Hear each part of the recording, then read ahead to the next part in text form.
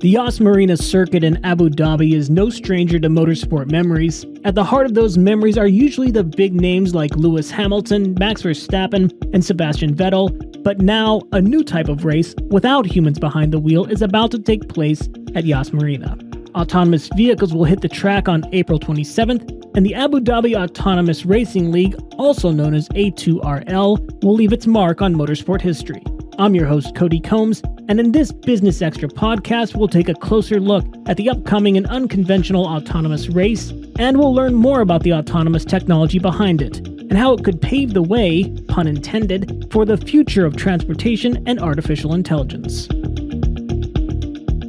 Joining me now to discuss the groundbreaking and upcoming Abu Dhabi Autonomous Racing League, Thomas McCarthy. He's Executive Director of Aspire. That's the program management business development pillar of the Technology Research Council, which created and organized this race. Tom, thanks so much for joining us. Hi, Cody. Nice to be here. Now, we've already introduced it a little bit, but what is so special about this race and how did it make its way to the UAE, which is no stranger to AI or technological ambition? Okay, well, I guess it was born in the heritage of Aspire. And as you know, Aspire is part of the Advanced Technology Research Council, which has the mission to drive the transformation of the economy of Abu Dhabi so that we see in future diversified production taking place in sectors like agriculture, healthcare, and transportation. And we see that autonomous technology has huge potential on the roads. And it's in that sense that we decided, how are we going to demonstrate the potential for such technology? And that led to us establishing what we called a grand challenge with this race is, how can we use a race format, an extreme racing format, to demonstrate the potential of autonomous robotics and AI and the potential it has for future road transportation. So there's no racers. Are the teams behind the scenes, are they pounding away at their keyboards right now as we speak, coding, trying to get a competitive advantage? How does it work? Well, I guess that it's probably wrong to say that there are no racers. There are humans behind this coding, right? So I often say that, when you get on an airplane today, there's so much autonomous technology in it, and we don't say it's without a pilot. There is a pilot there, but it's performing a different role. So our racers are coders. They're behind the scene. When you see a Formula One race, you will often see a switch between the driver and the backroom team sending instructions down the line to the ear of the driver to do things. We're kind of switching it out. The backroom team are now inside in the car in the form of a code. They're taking all of the information that's coming in from the sensors and from the LiDAR and cameras and radar and GPS. And then they're using the coding instructions that the pilot has given it to learn that track and to race around the track. In the meantime, that pilot, that coder is sitting back in the garage with his or her arms folded and just seeing how things are evolving out there on the track. How many teams are there and how do these teams come together? Are they from the UAE? Are they from around the world? So teams come from all over the world. There are 8 teams competing. We launched last March 2023, and we invited teams from all over the world to make application to us. And then they went through a detailed interview and development process because they had to satisfy a number of conditions. They had to have the coding capability, but they also had to have the motorsport knowledge to be able to qualify. So 8 teams came through. 2 teams from Italy, one from Milan, one from Modena. 1 team from Germany, they come from Technical University of Munich. 1 team from Switzerland, they come from the Constructor Group, Constructor University. 1 team from Hungary, from HUMDA, the Hungarian Mobility Development Agency. 1 team from Singapore, and 1 team which is a joint team between the Beijing Institute of Technology in China and Khalifa University here. So 8 global teams competing in one race in April 27th. So correct me if I'm wrong. It looks like there's for lack of a better word, a base model that they all have to use. They can't just plop down any vehicle on 4 wheels that they want. It looks like you have a relatively standard. Absolutely. But I don't know if I'd use the word standard. This is a special car, right? So what we sought to do, as I said at the beginning, we wanted to show and test the capability of this technology at the extreme. So we thought, well, the only way you could do it at the extreme is get the fastest open-wheel racer car that can be raced as one design. Now, problem with Formula One cars, they're not one design. They're all different. So the fastest and very close to Formula One performance is something called the Super Formula car that was developed by the Italian company Dallara for the Japan Race Promotion Series. So we approached Dallara and we approached Japan Race Promotion, and they allowed us to take the Super Formula 23, which was launched actually 12 months ago today in the Fuji circuit last year. That car rolled off and had its first race in Fuji in the first race of the Japan Race Promotion Series 2023. They left us take that car and adapt it to build an autonomous car. Where the driver is, we've put in a set of a drive-by-wire system with actuators, that is brakes, accelerators, steering that can be controlled through a computer. And then on top of that, we've put, and I'll describe in a bit more detail in a moment, a perception kit that picks up all the information through its cameras, through its radar and its LiDAR. And then that all is fed into a computer with all of the other data, and the car operates. Now, we're branding this car, and exclusively today I can announce that we're going to be calling this car the Emirates Autonomous Vehicle 2024. So the EAV24, revealing exclusively here today, will be the name of the autonomous version of the Super Formula car that we have developed here for racing on the track. Now, the thing about it is the exact same car no matter which team it is. And we take so much care in this that only our engineers and only our mechanics can set the car up. The teams can't even bring a spanner into the garage. So we're so careful and precise that every car will be identical in every respect. And then it is only the coding. This is a test of the ability of the coders. And this is a test of the AI that develops from their learning to race against each other. So that's the car, and it is genuinely a supercar, the EAV24. Forgive the amateurish question. Is it quiet, or does it have a... That's not an amateur question. It was a really important question, because everybody assumed that because we were doing something different, that we would use an electric vehicle. And we decided, look, when you make changes in technology, you have to do things one step at a time. All right. So for us, yes, sustainability is a big issue for us. This particular car, the EAV24, is built with compostable materials, and it is, built to very high sustainability standards. But we chose to use a petrol engine in this. So yes, there is a lot of banging and there is a lot of noise from this engine. So in fact, if you pass by the circuit at the moment, you'll hear a lot of noise coming from the circuit. In time, we will see, because this is the first race, and I'll talk a little bit more about the series in a moment, but this is the very first step in what we are doing. We're building now a test bed, a platform on which future technology innovations will be tested. And we see in the longer term us developing our own sustainable type of engine, but we do want it to be noisy as well. So what are the team dynamics like? You touched on it a little bit, that it's all about the coding. What does it look like behind the scenes? Because you're kind of watching this all come together in real time. Yeah, that's a really unique thing about this, because with Formula One, the caravan and the circus come into town a week in advance, and they're on the track from the Thursday, then Friday, Saturday, qualifying and Sunday. Here the teams came on site on the 5th of March. And they all got to meet each other. So the teams will have, 10 to 20 people in them across various functions. They all came together here, met each other, got introduced to their cars. First thing we did is brought them over to the vehicle dynamic area. They got to, get used to the car in the garage, then get it going around cones, then brought them over to the track. The dynamic is interesting because all of these guys, in one form or another, researchers, technologists, and the history of science and technology development is about cooperation when cooperation is needed, and then competition when that's needed. And this has been super, the way we've seen people cooperating with each other on their development and their learning. So we'll be putting a number of teams together, getting certain teams to lead off and demonstrating what they'd learned to other teams. So throughout March, it was fascinating to see that joint learning. Now in the past week, we started seeing the performance levels go up. I was expecting certain things to happen this week that I saw happening last week, some of the performance. So this, from today now until the 27th, they're on track all the time, 9 a.m. in the morning to midnight. And wow, do they work? They don't want to go home. We have to kind of try to persuade them to close the garage for a few hours and go and rest and recuperate. But they'll go back to the hotel, or they'll go into their data center and start keeping working. But the dynamic is evolving. I'm expecting to see over the next 10 days that the focus is coming on the final days, the pre-qualifying, the qualifying races, and ultimately the races. But it's a fascinating dynamic within teams, across teams, culturally, the way the teams operate.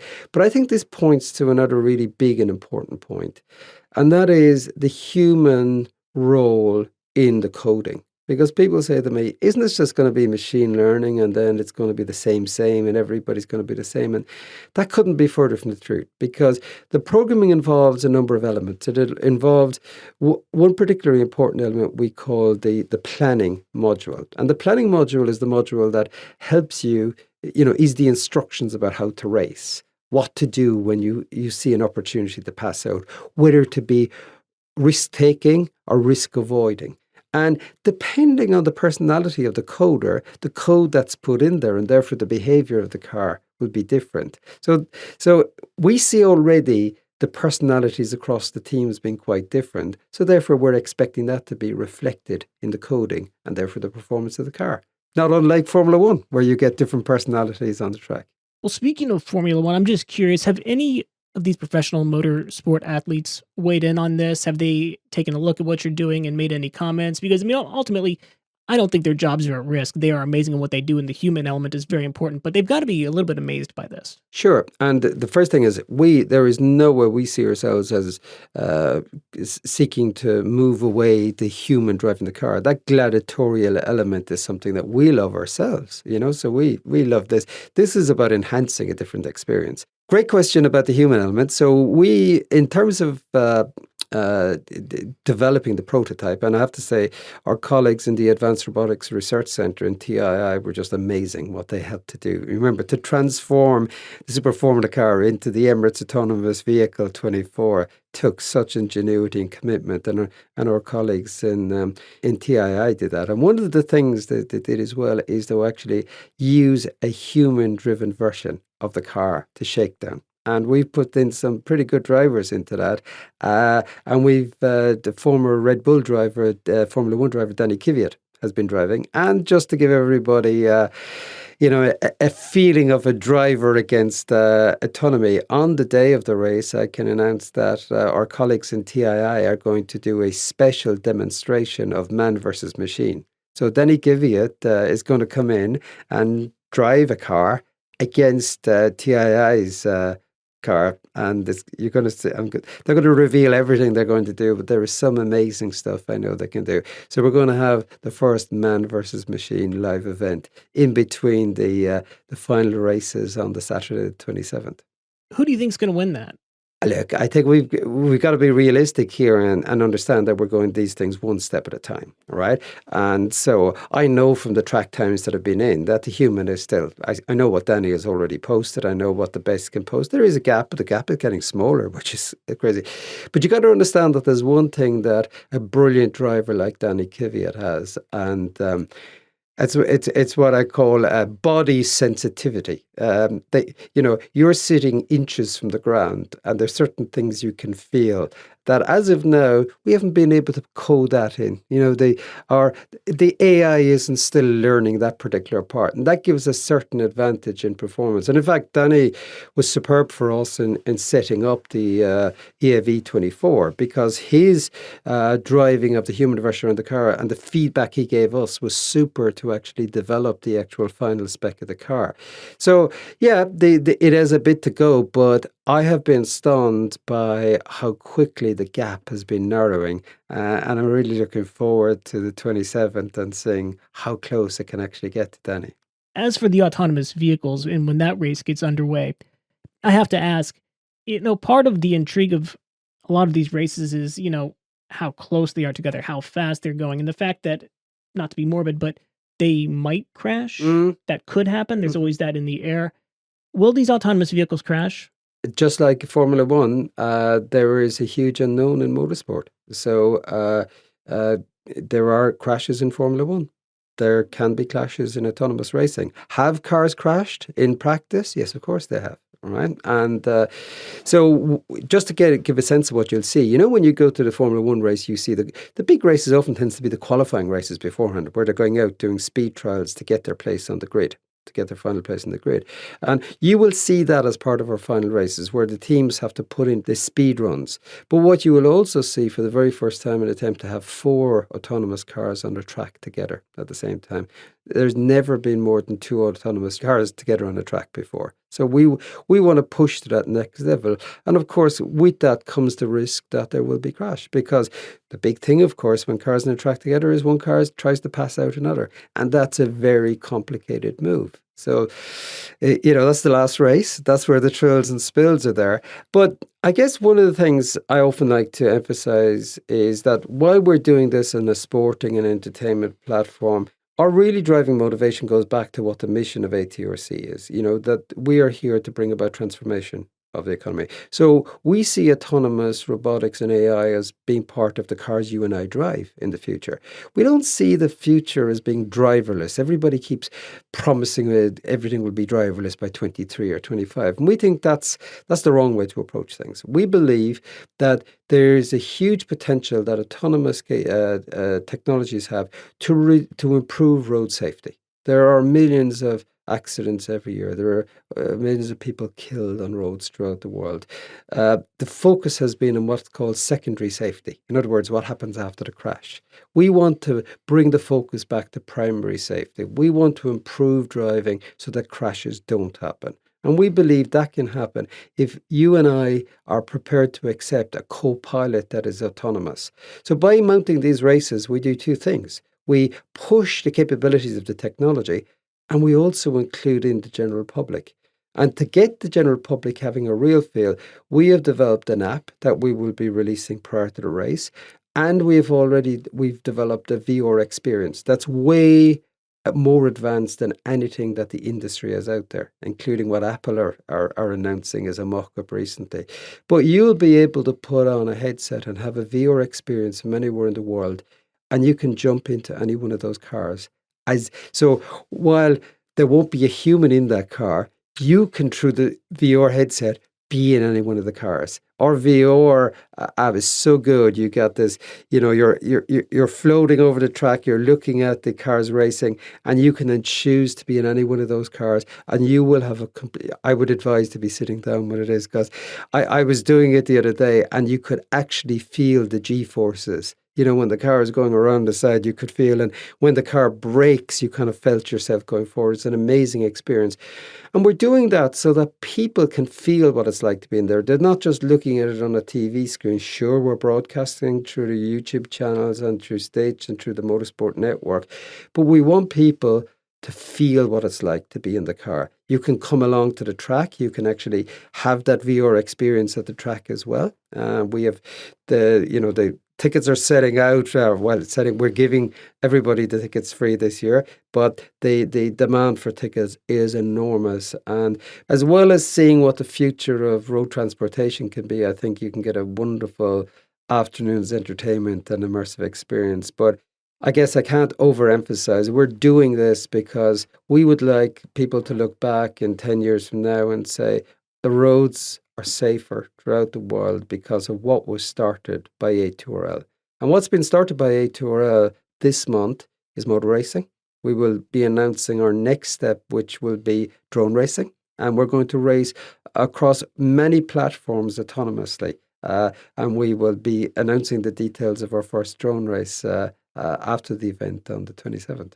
Just 2 more questions, if I may. I know the 27th is approaching and your time is increasingly valuable with a lot of these interviews. To what extent does AI play a role? Well, AI is critical to this because you set something up, you set the physical car up, you set the coding up, right? The more that car goes around, the more it learns. And that's where the AI is in here. So, every time that car practices on that track, it learns something new about that track. Every time it goes out against another car and pass out, it banks that, and then that adjusts its behavior next time. Just like you and I. when we drive, you think about it, that when you started driving first, you hold the steering wheel too hard, you're very tight, and then you drive a road constantly and you become so aware of it. The difference here is that the driver never gets tired, the AI never gets tired, and the AI never forgets. So there's a constant improvement. And that's so the more and more we race, the more over time, the more that can be done, and therefore the more enhanced the capability of the autonomous driver. What has interest been so far? How many people do you see potentially attending this and or watching it?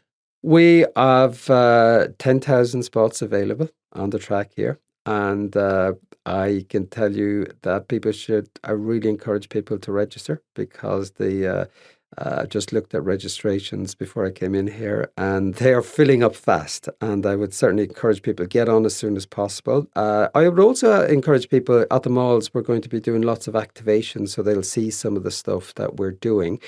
Online as well. If you can't be here physically in Abu Dhabi on the 27th, please register, and you will also get go on to our a2rl.io, and you'll get details of how you can download our app, and how you can actually have a full experience no matter where you are in the world. So you can actually see the broadcast through our app.